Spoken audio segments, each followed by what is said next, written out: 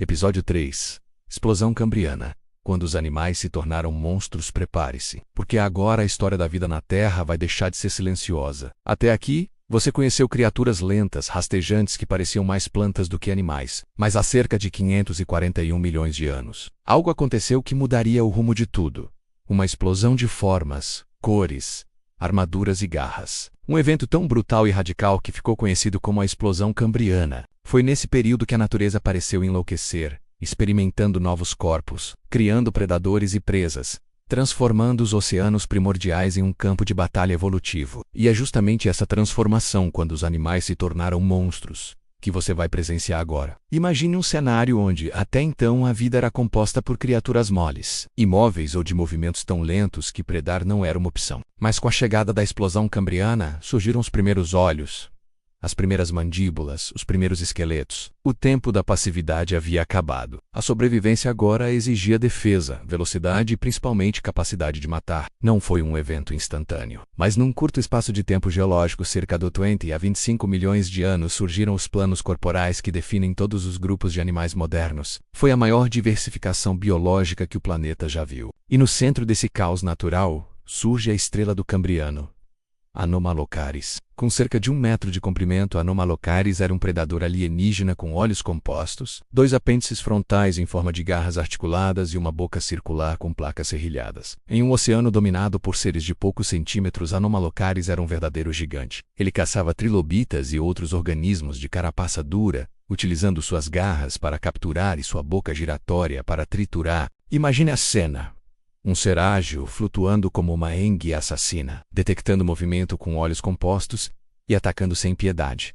Anomalocaris foi o primeiro predador de topo dos oceanos, mas os trilobitas não eram vítimas fáceis. Esses artrópodes com corpos segmentados e carapaças robustas são o símbolo mais reconhecível do Cambriano. Algumas espécies desenvolveram espinhos dorsais, visão complexa com até 15 mil lentes por olho, e comportamentos de migração e defesa em grupo. Trilobitas foram mestres na adaptação, variando de tamanhos minúsculos até exemplares com mais de 70 centímetros de comprimento. Eles foram os primeiros a entender que na luta evolutiva, ou você se protege ou você desaparece. Durante mais de 270 milhões de anos, os trilobitas seriam protagonistas nos mares, até sua extinção em massa no fim do Permiano. Enquanto Anomalocaris caçava com brutalidade e trilobitas se armavam, um novo grupo de predadores silenciosos surgia, os Alucigenia. Com um corpo alongado e repleto de espinhos dorsais gigantescos, a Alucigenia parecia uma centopeia alienígena. Seus espinhos não eram apenas para defesa, eles também intimidavam predadores, criando a ilusão de que eram maiores e mais perigosos. Com pernas finas e tentáculos na cabeça, a Alucigenia era uma das bizarrices do Cambriano, e seu nome alucinação não foi dado por acaso. E quem observa os predadores precisa de olhos. Foi nessa era que surgiram os primeiros sistemas ópticos complexos. Imagine um mundo onde pela primeira vez criaturas podiam ver.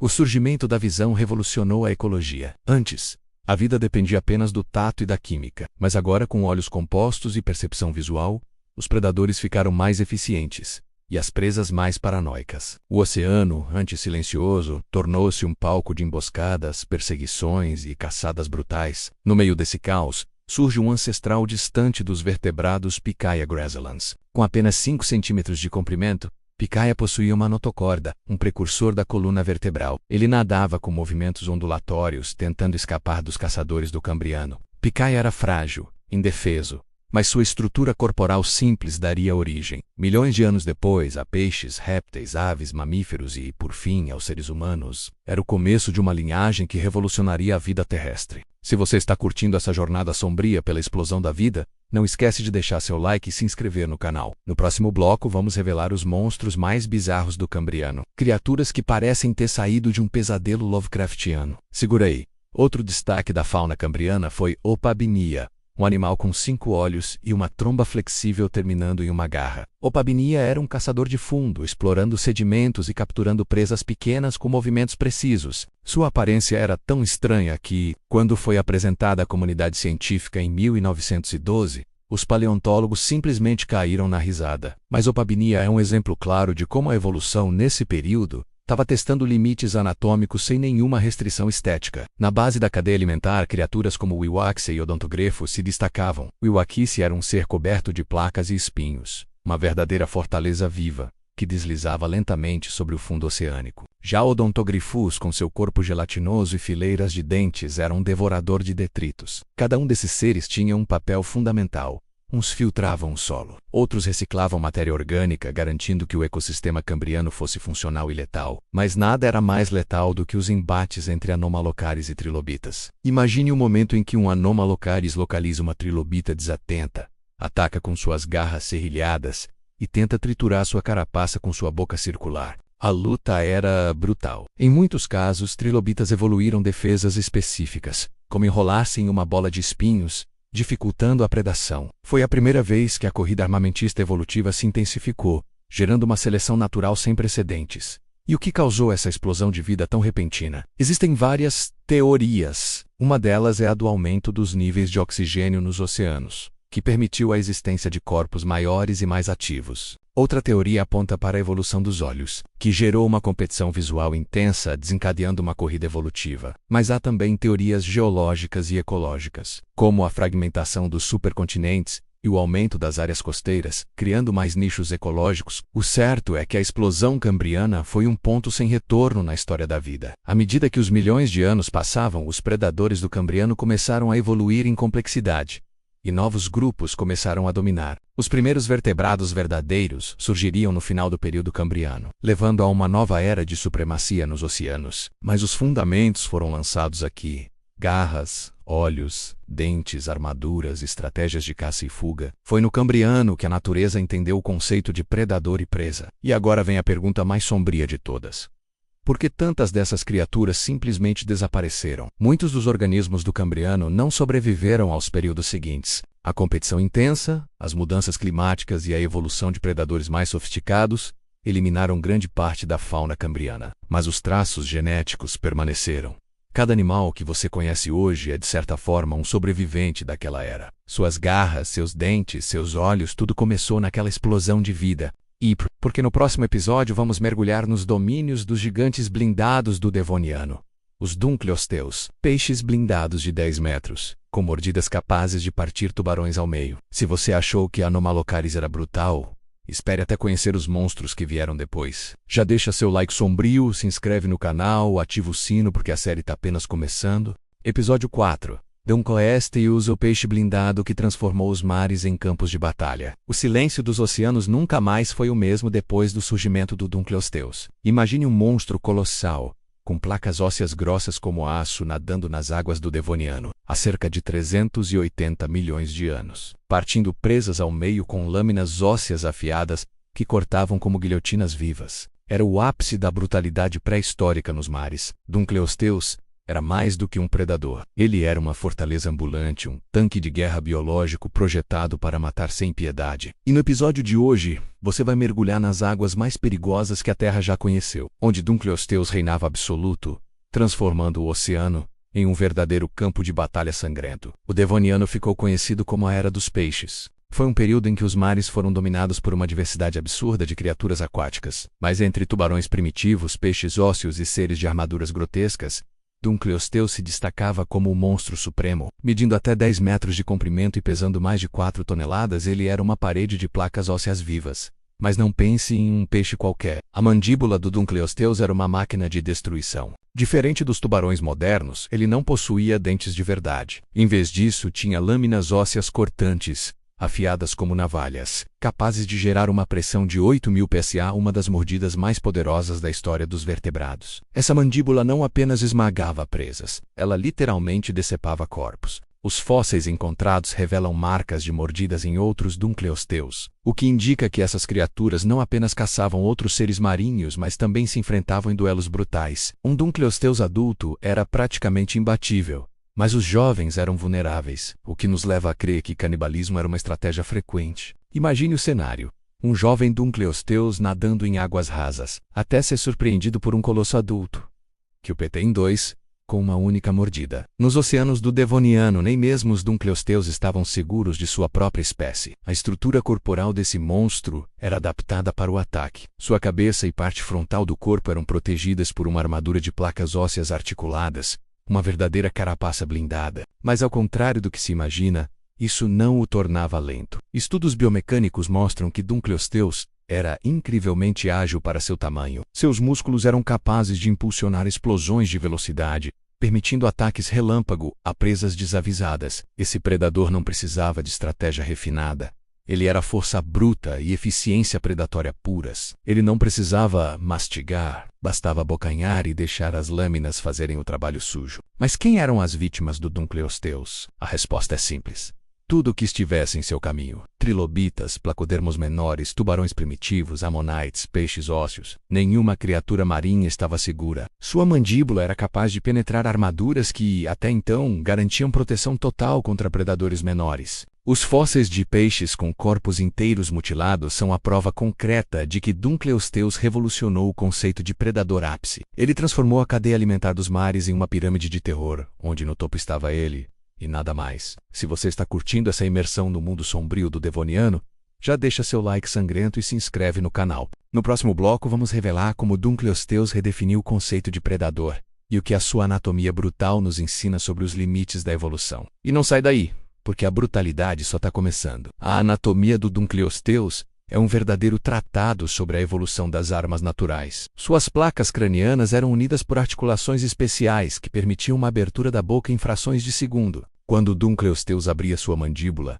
criava uma força de sucção tão poderosa que literalmente arrastava a água menos e a presa menos para dentro de sua boca. Era um ataque de duas frentes, sucção e esmagamento. Primeiro, a vítima era sugada pela força hidráulica, depois esmagada entre as lâminas ósseas. Não havia fuga. Essa combinação de força e tecnologia evolutiva o transformou em um assassino perfeito. Outro aspecto macabro da sua anatomia era o design das lâminas bucais. Elas se afiavam naturalmente conforme se desgastavam, funcionando como uma lâmina de barbear que se renova a cada corte. Com cada mordida, Dunkleosteus não apenas matava menos, ele se aprimorava. É por isso que muitos especialistas consideram Dunkleosteus como o primeiro superpredador do planeta. E mais, evidências sugerem que ele poderia devorar presas de até 1/3 do seu próprio tamanho. Ou seja, um Dunkleosteus de 10 metros poderia partir ao meio um peixe de mais de 3 metros sem dificuldade. Mas nem tudo era vitória. A vida no Devoniano era um campo de batalha de adaptação constante. Dunkleosteus pode ter sido o ápice da evolução predatória naquele momento, mas a própria natureza que o criou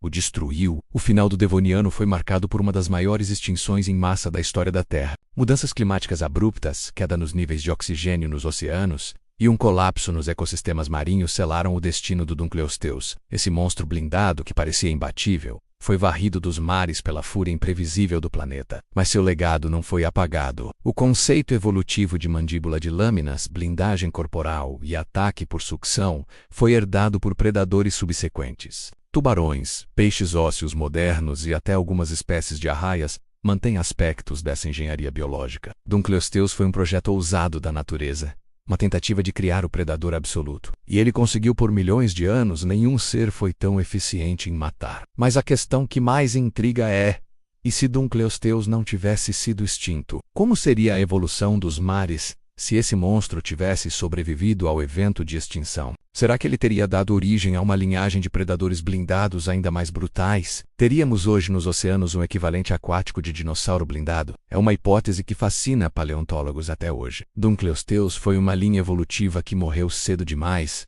mas que provou que a natureza, quando quer, pode criar verdadeiras máquinas de destruição em forma de vida. E agora, prepare-se, porque no próximo episódio vamos mergulhar ainda mais fundo no reino dos superpredadores marinhos, conhecendo os titãs do período Carbonífero e Permiano, como o gigantesco Jaekelopterus, o escorpião do mar de mais de 2,5 metros, e o Arthropleura menos a centopeia gigante que dominou a terra firme. Se você acha que já viu tudo, está enganado. Deixe seu like, se inscreva e ativa o sino, porque as feras mais absurdas da pré-história ainda estão por vir. Episódio 5. Os escorpiões gigantes do mar Jaekelopterus, Pentecopterus e o reinado dos artrópodes monstruosos muito antes dos tubarões serem os predadores supremos dos mares. E milhões de anos antes dos dinossauros pisarem na terra firme, o planeta era governado por criaturas que hoje pareceriam saídas de um pesadelo Lovecraftiano. Seres blindados, de corpos segmentados e pinças letais, que rastejavam e nadavam com movimentos hipnóticos, caçando tudo que ousasse cruzar seu caminho. Eles eram os euriptéridos, popularmente conhecidos como escorpiões gigantes do mar. Mas entre todas essas bestas, 2 nomes se destacam como lendas ancestrais de pura brutalidade: Jaekelopterus rhinania e Pentecopterus decorohensis. Prepare-se porque neste episódio você vai mergulhar em uma era onde os artrópodes eram as máquinas de matar mais letais do planeta. Há cerca de 460 a 420 milhões de anos, durante os períodos Ordoviciano e Siluriano, a Terra vivia em um caos natural. Supercontinentes se fragmentavam, os níveis de oxigênio nos oceanos aumentavam, e uma explosão de vida sem precedentes enchia os mares com novas espécies. Mas onde a vida floresce, a morte se adapta. Os escorpiões do mar surgiram nesse cenário como predadores supremos, com corpos blindados, apêndices cortantes e uma combinação de força bruta e agilidade. Eles eram os caçadores imbatíveis das águas rasas e estuários do planeta. Pentecopterus decoraicis é o mais antigo desses gigantes conhecido. Seus fósseis foram descobertos no estado de Iowa,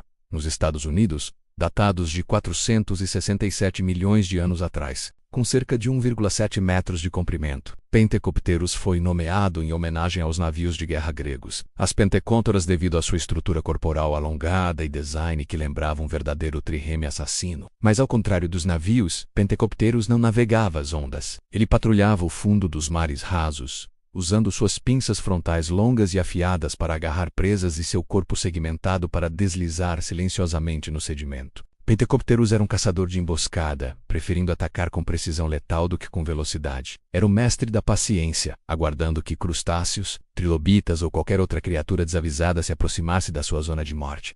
Mas Pentecopterus não foi o ápice desses monstros. Cerca de 50 milhões de anos depois, surgiria o verdadeiro titã dos escorpiões do mar, Jaekelopterus rhenaniae, sus facis, encontrados na Alemanha e na Escócia. Revelaram uma criatura de proporções absurdas, 2,6 metros de comprimento. Estamos falando de um artrópode do tamanho de um carro pequeno, com pinças que rivalizavam com os braços de um ser humano adulto. Jaekelopterus era sem dúvida o maior artrópode predador que já existiu. O corpo do Jaekelopterus era uma obra-prima da evolução, com um exoesqueleto espesso e articulado. Sua estrutura era dividida em segmentos que permitiam flexibilidade e resistência. Ele podia nadar com movimentos ondulatórios, impulsionando-se com seus apêndices posteriores enquanto suas pinças dianteiras estavam sempre prontas para o ataque. Seus olhos compostos lhe davam uma visão panorâmica, capaz de detectar movimentos sutis em águas turvas. Diferente de Pentecopterus, que preferia caçar por emboscada, Jaekelopterus era um predador ativo, patrulhando vastas extensões de mares interiores e rios primitivos. Mas como um monstro como Jaekelopterus caçava? A estratégia era simples e brutal. Ele localizava a presa menos geralmente peixes primitivos, trilobitas e outros artrópodes e, com uma investida rápida, agarrava com suas pinças serrilhadas. A força do seu ataque era capaz de quebrar conchas e exoesqueletos em instantes. Então, com seus apêndices bucais especializados, Jaekelopterus triturava a vítima, arrancando pedaços e sugando seus fluidos internos. Nos mares do Siluriano, não havia fuga. Estar ao alcance das pinças de Jaekelopterus era uma sentença de morte. Se você está gostando dessa viagem sombria pela era dos escorpiões gigantes, já deixa o seu like e se inscreva no canal porque a brutalidade dessas criaturas está apenas começando. No próximo bloco, vamos revelar como os euriptéridos dominaram não apenas os mares, mas ousaram ser os primeiros predadores a conquistar a terra firme.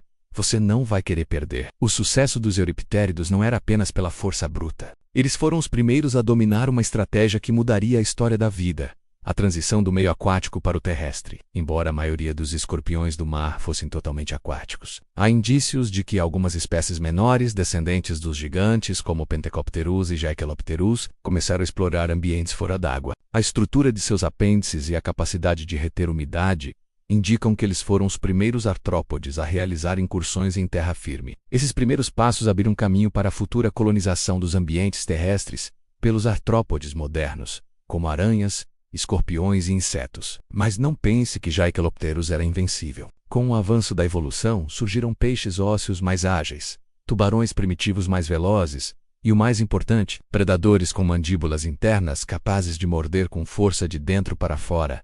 A corrida evolutiva foi implacável. As armaduras dos escorpiões do mar começaram a se tornar um fardo, limitando sua velocidade e mobilidade. Aos poucos, as águas que antes eram seu domínio exclusivo se tornaram um campo de batalha equilibrado. E no final do período devoniano, por volta de 360 milhões de anos atrás, a maioria dos euriptéridos gigantes havia desaparecido, mas seu legado permanece. As estratégias de predação dos euriptéridos, emboscada, ataque com apêndices especializados, armaduras segmentadas foram herdadas e aprimoradas pelos artrópodes modernos. Os escorpiões atuais, por exemplo, são descendentes diretos dessa linhagem, mantendo até hoje o comportamento de emboscada e o veneno como arma letal. Mas se você olhar nos olhos de um escorpião terrestre, saiba, está vendo um eco de um predador que um dia dominou os mares com pinças do tamanho de um homem. E agora vem a pergunta sombria. E se os euriptéridos gigantes não tivessem sido extintos? Como seria o mundo se Jaekelopterus ainda patrulhasse os rios e oceanos? Imagine mergulhar em um rio e ser encarado por um escorpião de 3 metros, suas pinças se abrindo lentamente enquanto seus olhos compostos monitoram cada movimento seu. É uma visão que deixa qualquer tubarão branco parecendo um peixe inofensivo. E, no próximo episódio, vamos explorar um dos predadores mais brutais que já existiram nos oceanos. O Megalodon, o tubarão gigante de 18 metros que transformou os mares do Mioceno em verdadeiros cemitérios flutuantes. Se você achou Jaekelopterus insano, espere até ver a mordida do Megalodon. Então já se inscreve no canal, ativa o sino das notificações e deixa aquele like sombrio porque a série dos predadores extintos ainda tem muitas criaturas para te apresentar.